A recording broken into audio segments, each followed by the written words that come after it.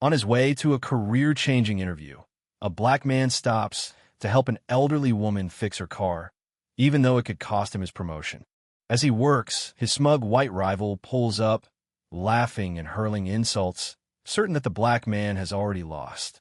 But what no one realizes is that the woman being helped isn't just a random stranger. She's the new CEO, and she's been watching every move. Monday morning, Charlotte, North Carolina. The city hummed with the morning rush, the distant blare of car horns, the chatter of pedestrians, and the rhythmic click of dress shoes against the pavement. The rising sun bathed the skyline in a golden glow, but there was no time to admire it. Not for those grinding their way toward success, and certainly not for Marcus Ellison. At 33, Marcus had spent the last 7 years at Hawthorne Financial, clawing his way up the corporate ladder in the competitive world of investment strategy. He had outworked his peers, outshined expectations, and outmaneuvered obstacles. Yet deep down, he knew the game wasn't fair. A black man in a predominantly white industry, Marcus had learned early that talent alone wouldn't cut it. Perception was everything, and today was his chance. The firm's head of investment strategy had retired last month, leaving an open position that promised prestige, power, and a salary that could finally provide for his mother and put his younger brother through college. The promotion meant stability, something Marcus had fought for all his life. But he wasn't the only one with his eyes on the prize. Across town, Preston Whitmore, 35, navigated the morning traffic in his sleek silver Audi with the ease of a man who had never known struggle. Born into a well-connected family, Preston wasn't exactly rich, but he had never been poor either. He had attended the right schools, shaken the right hands, and played the game exactly as it was meant to be played. In his mind, success was about strategy, not sweat. And in his eyes, Marcus didn't belong in the game at all. Sure, Marcus was good at his job, but so what? A black man in a leadership role in finance? No, that wasn't how the world worked. At least, not the world Preston had grown up in. Today, he would finally put Marcus in his place. The detour. Marcus checked the time. 35 minutes until his interview. He had rehearsed his answers, his posture, even the perfect way to shake hands. Then he saw her. A battered sedan sat stranded on the shoulder of the road. Standing beside it was an older woman, black, dignified despite the situation, staring at a completely flat tire. Marcus gripped the wheel. He shouldn't stop. He couldn't stop. His fingers tapped against the leather steering wheel, heartbeat quickening. He had worked too hard for this. The voice in his head screamed at him, "You cannot be late." But then another voice, stronger, deeper, cut through the noise. "Do the right thing, even when no one is watching." Marcus exhaled sharply. Damn it. With a flick of the turn signal, he pulled onto the shoulder and stepped out of the car. The woman looked up. In her eyes, Marcus saw exhaustion, frustration, and a quiet dignity. The look of someone who had always been independent, but now found herself in a moment of helplessness. "Morning, ma'am," Marcus greeted, his tone warm but professional. "Need some help?" She studied him, sharp eyes measuring him the way only someone who had seen the world could. Finally, she gave a small nod. "I hate to trouble you, son," she admitted, her voice rich and steady. "Try to change it myself, but these old hands aren't as strong as they used to be." "No trouble at all."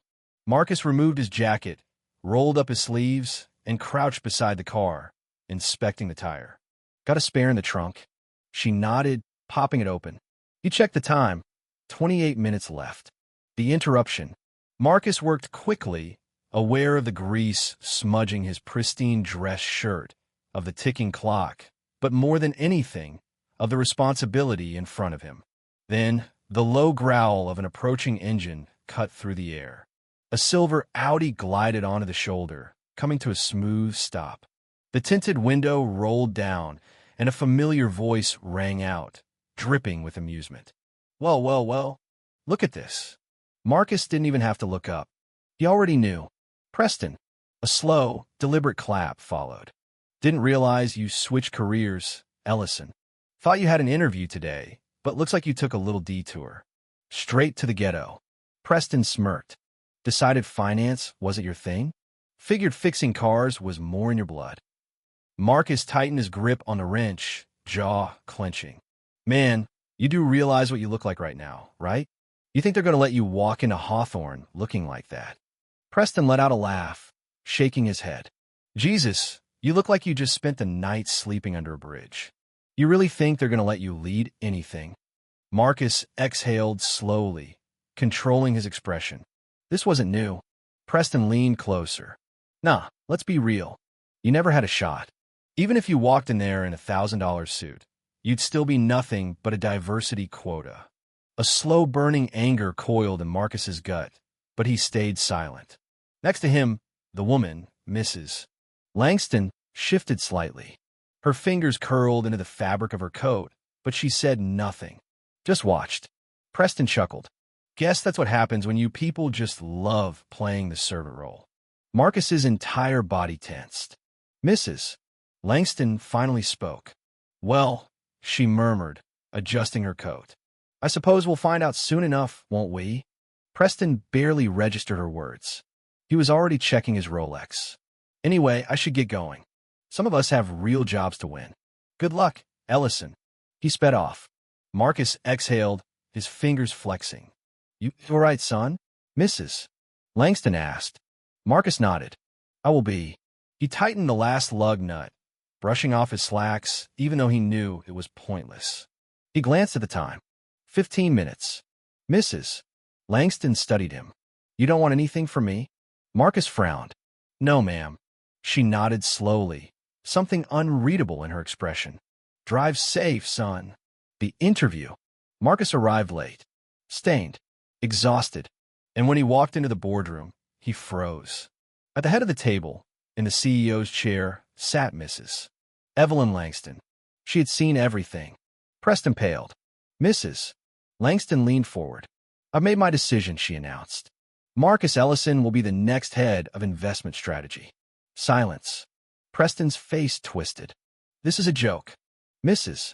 Langston smiled. No, Mr. Whitmore. This is about character.